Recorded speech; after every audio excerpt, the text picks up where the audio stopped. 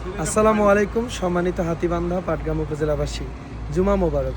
আজকে আমি এসেছি পাটগ্রাম উপজেলার মডেল মসজিদ ও ইসলামিক সাংস্কৃতিক কেন্দ্রে আমার জুমার নামাজ আদায় করতে।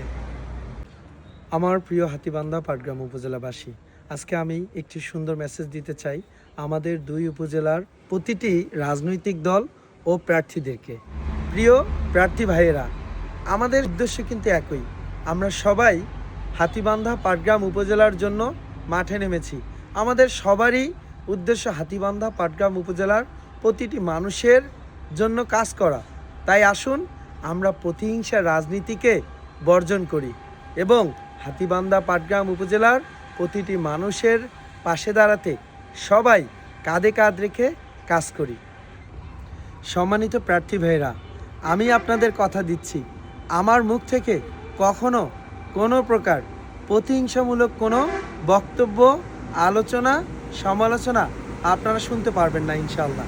আমার স্বপ্ন দুই উপজেলার মানুষের জন্য কাজ করা।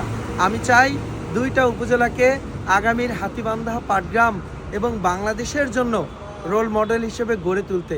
তাই আপনাদেরও আমার সহযোগিতার প্রয়োজন রয়েছে।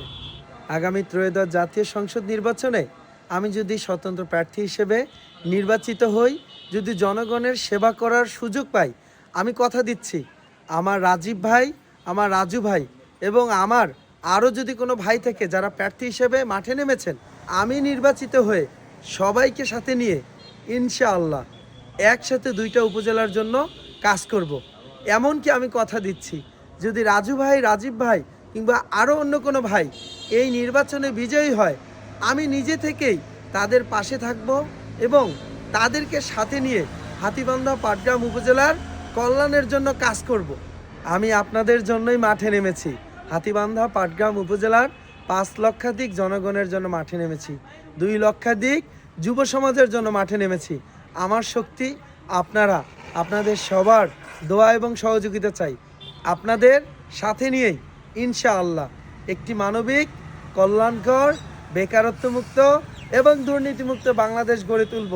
আর এই যাত্রাটা শুরু হবে আমাদের হাতীবান্ধা পাটগ্রাম উপজেলা থেকে। আপনাদের সবার দোয়া এবং সহযোগিতা চাই।